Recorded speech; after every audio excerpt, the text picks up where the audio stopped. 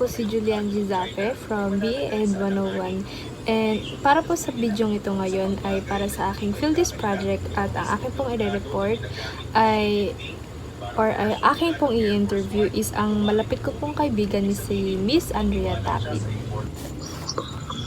Hello, my name is Andrea Tapit. I am 21 years old and currently a fourth-year college student at University of Rizal System, taking up a Bachelor of Elementary Education. So, ano po yung pinagkakabalan mo sa buhay ngayon?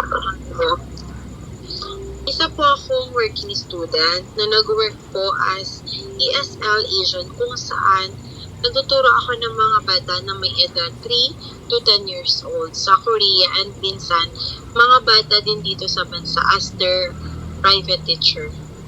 So, gaano kadalas ninyo ginagamit yung wikang Filipino sa disiplin? Depende po sa situation, pero madalas ko rin siyang nagagamit. Lalo na talaga kapag nakikipag-usap sa teammates or clients na mas komportable sila sa Filipino. Pero sa formal reports, mas English pa rin. Pero sa day-to-day communication is halo na talaga. Okay po. So, anong mga situations sa work o students ninyo ang mas sikat o ginagamit sa Pilipino? Usually sa meetings, brainstorming, or casual discussions, Filipino or Taglish talaga yung gamit Kasi yun yung mas natural, mas magkakaintindihan. Pero pagka naman sa reports, presentation, or documentation, of course, English. So, ano sa tingin ninyo ang importansya ng Filipino sa discipline?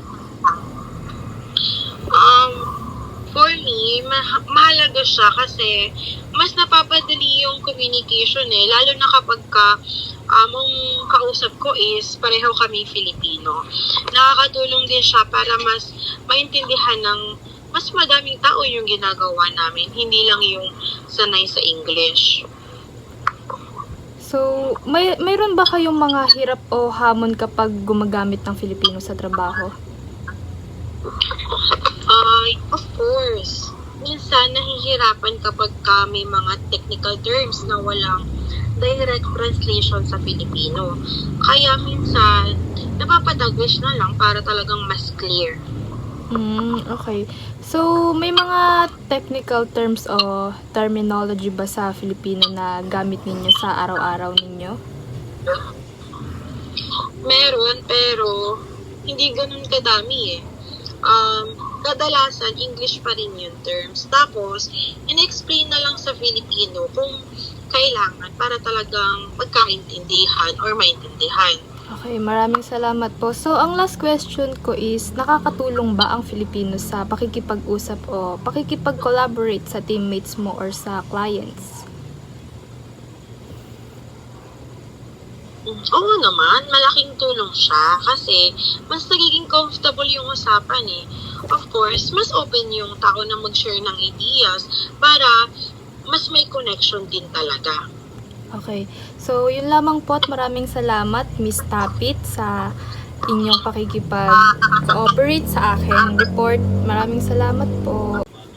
So, yun lamang po at maraming salamat sa pakikinig sa aking interview na ginawa together with my friend. And yun lamang po at maraming salamat.